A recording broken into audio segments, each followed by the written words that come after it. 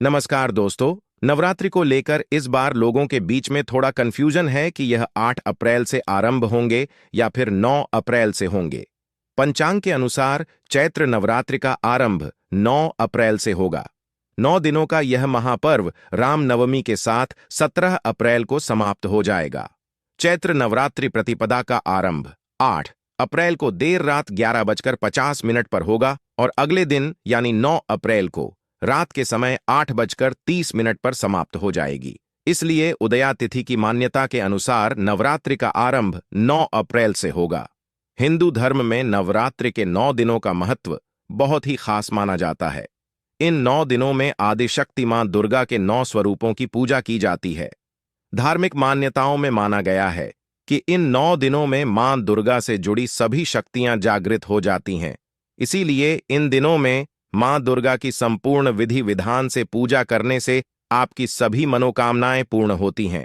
आइए जानते हैं इस साल चैत्र नवरात्रि में मां दुर्गा का आगमन किस वाहन से होगा और कलश स्थापना का शुभ मुहूर्त क्या है। दोस्तों, नवरात्रि हिंदू धर्म के सभी त्योहारों में से एक प्रमुख त्योहार है। हमारे सनातनी हिंदू पंचांग के अनुसार चैत्र माह की नवरात्रि के पर्व का विशेष महत्व होता है, क्योंकि चैत्र नवरात्रि कलश स्थापना के दिन हमारे हिंदू नववर्ष की शुरुआत होती है और इसी दिन गुड्डी पड़वा त्योहार मनाया जाता है। इसके बाद की 9 रातों में माता के 9 स्वरूप शैलपुत्री ब्रह्मचारिणी, चंद्रघंटा मां कुष्मांडा स्कंद, माता कात्यायनी, कालरात्रि महागौरी और सिद्धिदात्री की विशेष पूजा श्रद्धा और उमंग के साथ की जाती है। हमारे हिंदू पंचांग में माना गया है कि इन 9 दिनों में मां दुर्गा से जुड़ी सभी शक्तियां जागृत हो जाती हैं। इसलिए इन दिनों में मां दुर्गा की संपूर्ण विधि विधान से पूजा करने से आपकी सभी मनोकामनाएं पूर्ण होती हैं। चैत्र माह के शुक्ल पक्ष की प्रतिपदा तिथि से चैत्र नवरात्रि शुरू हो जाती है। नवरात्रि पर देवी दुर्गा का 9 अलग अलग स्वरूपों की विधि विधान के साथ पूजा अर्चना की जाती है। नवरात्रि के 9 दिनों तक लोग उपवास रखते हैं। साल भर में 4 नवरात्रि आती हैं, जिसमें से 2 गुप्त नवरात्रि, एक शारदीय नवरात्रि और एक चैत्र नवरात्रि होती है। मान्यता है नवरात्रि में माता का पाठ करने से देवी भगवती की खास कृपा होती है। खास बात यह है कि चैत्र नवरात्रि के 9वें दिन यानी नवमी को रामनवमी मनाई जाती है। मान्यता है कि भगवान विष्णु ने त्रेता युग में इसी दिन भगवान राम के रूप में अयोध्या में अवतार लिया था। अधिकांश हिंदू परिवार इसे श्रद्धा से मनाते हैं। हिंदू पंचांग कैलेंडर के अनुसार नए वर्ष के प्रारंभ से रामनवमी तक इस पर्व को वसंत नवरात्र के नाम से भी जाना जाता है। आइए जानते हैं इस साल कब से चैत्र नवरात्रि शुरू हो रही है, कलश स्थापना का मुहूर्त क्या होगा और महत्व के बारे में। नमस्कार दोस्तों, स्वागत है आप सभी का आपके अपने चैनल में। दोस्तों, वीडियो शुरू करने से पहले आपसे सभी से रिक्वेस्ट करते हैं कि माता रानी के सच्चे भक्त वीडियो को लाइक कर दें और सच्चे दिल से कमेंट्स बॉक्स में जय माता दी जरूर लिख देना, जिससे आपकी समस्त मनोकामनाएं पूर्ण हो जाएं, और ज्यादा से ज्यादा वीडियो को शेयर कर दें। दोस्तों, सनातन धर्म में नवरात्रि के पर्व का बहुत महत्व होता है। हिंदू धर्म में 9 दिन की नवरात्रि का विशेष महत्व है। इन 9 दिनों में मां दुर्गा के 9 रूपों की पूजा की जाती है। आज की वीडियो में हम आपका कंफ्यूजन दूर करेंगे। साल 2024 की चैत्र नवरात्रि कब से प्रारंभ हो रही है, 8 या फिर 9 अप्रैल से, और कब समाप्त होगी। प्रतिपदा तिथि का प्रारंभ कब होगा, प्रतिपदा तिथि समाप्त कब होगी, और कलश की स्थापना करने का शुभ मुहूर्त क्या होगा। लेकिन वीडियो को पूरा देखिएगा, तभी आपका कंफ्यूजन दूर होगा। और साथ ही हम जानेंगे कि नवरात्रि इस बार कितने दिन की है और चैत्र मास की नवरात्रि में मां दुर्गा के आने की सवारी क्या होगी। नवरात्रि प्रारंभ होने से पहले आपको किन बातों का ध्यान रखना है और नवरात्रि में किन मंत्रों का जप करना है। संपूर्ण जानकारी आपको आज की वीडियो में मैं संपूर्ण जानकारी देने वाला हूं, तो वीडियो बहुत महत्वपूर्ण है। वीडियो को पूरा जरूर देखिएगा, लेकिन वीडियो को शुरू करने से पहले पूरी श्रद्धा के साथ एक बार कमेंट सेक्शन में जय माता जी का जयकारा अवश्य लगा दीजिए। मां भगवती दुर्गा की कृपा सदैव आप और आपके समस्त परिवार पर बनी रहेगी। और वीडियो को लाइक करके चैनल को सब्सक्राइब अवश्य कर दें। और हां, पास वाली बेल आइकन का बटन दबाना बिल्कुल भी ना भूले। दोस्तों, नवरात्रि के ये 9 दिन बहुत ही पवित्र माने जाते हैं। इन 9 दिनों में भक्त अपनी अपनी सामर्थ्य सार माता रानी की पूजा करते हैं। इन 9 दिनों में नाखून, बाल आदि काटने के लिए मना किया जाता है। व्रतधारी को पूजा करते समय काले रंग की वस्त्र नहीं पहनने चाहिए।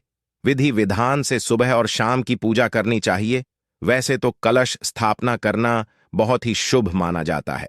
अगर आप किसी कारण से कलश स्थापना नहीं कर पाते हैं तो बिना कलश स्थापना के भी आप नवरात्रि के 9 दिन की पूजा या 9 दिन उपवास रख सकते हैं।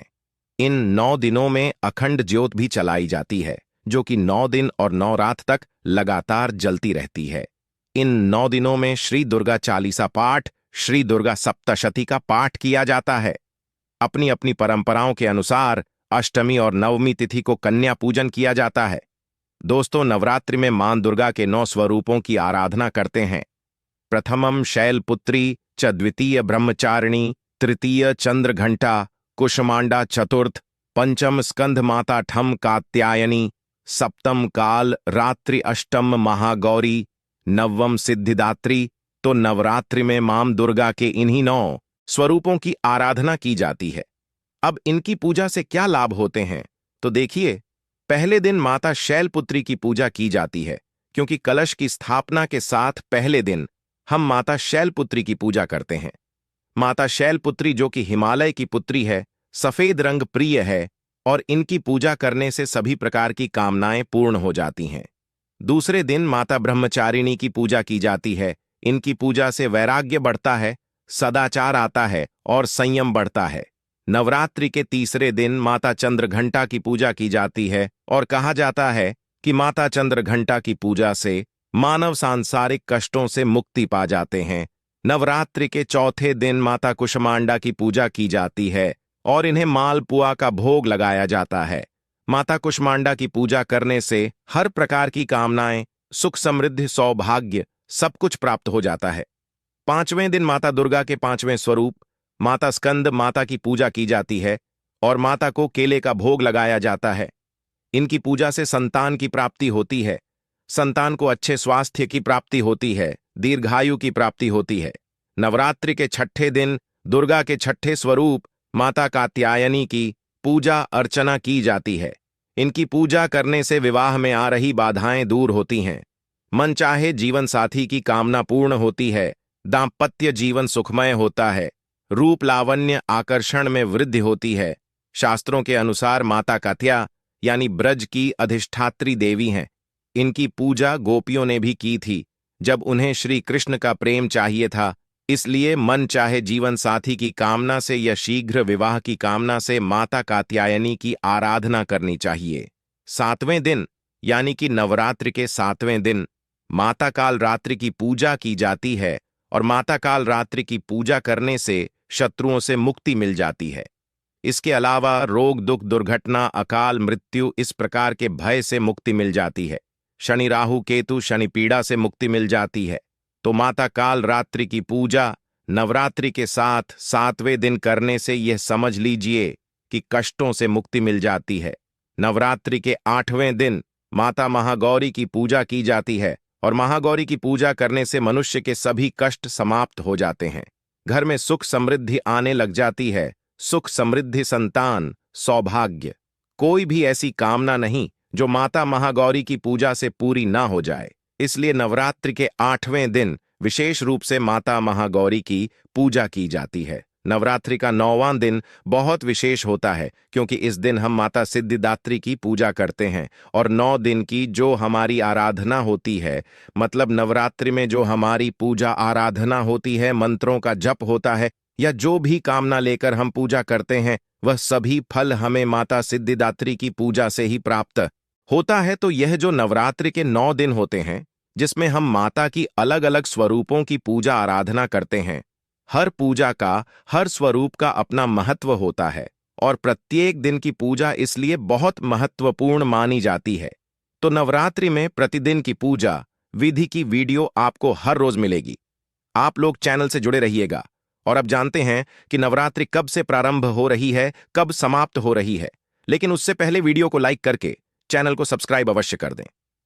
इस बार साल 2024 में 9 अप्रैल मंगलवार से चैत्र नवरात्रि प्रारंभ होंगी, जो कि 17 अप्रैल बुधवार को समाप्त हो जाएंगी। नवरात्र में मंगलवार और शनिवार के दिन मां का आगमन घोड़े पर होता है, जिसे अशुभ माना जाता है, बहुत ज्यादा शुभ नहीं मानते हैं। ऐसे में इस बार मां दुर्गा घोड़े पर सवार होकर धरती पर पधारें। कलश स्थापना की तिथि और शुभ मुहूर्त रहेगा 9 अप्रैल मंगलवार को प्रतिपदा तिथि के, जो कि सुबह 6:12 से 10:23 तक रहेगा। अगर आप इस समय कलश स्थापना ना कर पाए तो अभिजीत मुहूर्त में घट स्थापना यानी सुबह 12:03 से दोपहर 12:55 के बीच में घट स्थापना कर सकते हैं। अगर आप सुबह नहीं कर पाते हैं तो ऐसे जो भक्त नवरात्रि का व्रत धारण करना चाहते हैं, पहली बार व्रत धारण करना चाहते हैं, तो आप इस बार की नवरात्रि से अपना व्रत प्रारंभ कर सकते हैं। जो कुछ विशेष दिनों के व्रत धारण करना चाहते हैं, जैसे कि सोमवार या फिर शुक्रवार या शनिवार इत्यादि। अगर आप कोई वार के व्रत भी शुरू करना चाहते हैं तो नवरात्रि में व्रत प्रारंभ कर सकते हैं, बहुत श्रेष्ठ माना जाता है। कोई भी नया व्रत प्रारंभ करने के लिए शुक्ल पक्ष का समय, नवरात्रि का समय सर्वश्रेष्ठ समय है। इस बार किसी भी तिथि की घट बढ़ नहीं है। 9 दिन की पूजा करने का पूरा समय मिलेगा। अष्टमी तिथि रहेगी 16 अप्रैल मंगलवार को, नवमी तिथि रहेगी 17 अप्रैल बुधवार को और दशमी तिथि 18 अप्रैल गुरुवार को होगी।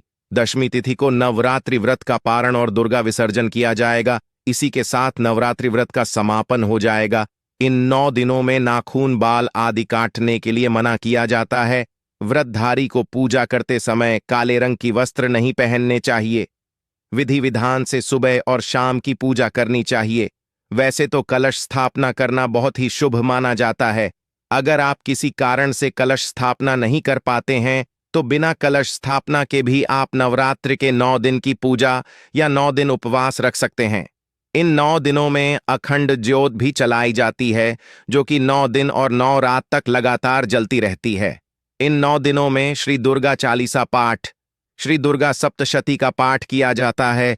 अपनी अपनी परंपराओं के अनुसार अष्टमी और नवमी तिथि को कन्या पूजन किया जाता है और इसके बाद शुद्ध सात्विक भोजन ग्रहण करके, अन्न ग्रहण करके उपवास खोला जाता है। नवरात्रि के व्रत में भक्त अपनी सामर्थ्य के अनुसार, अपनी शारीरिक क्षमता के अनुसार उपवास रखते हैं। जैसे कि कुछ लोग इस व्रत को केवल जल के साथ रखते हैं, कुछ लौंग का जोड़ा ग्रहण करके रखते हैं, कुछ लोग एक समय फलाहार ग्रहण करके रखते हैं।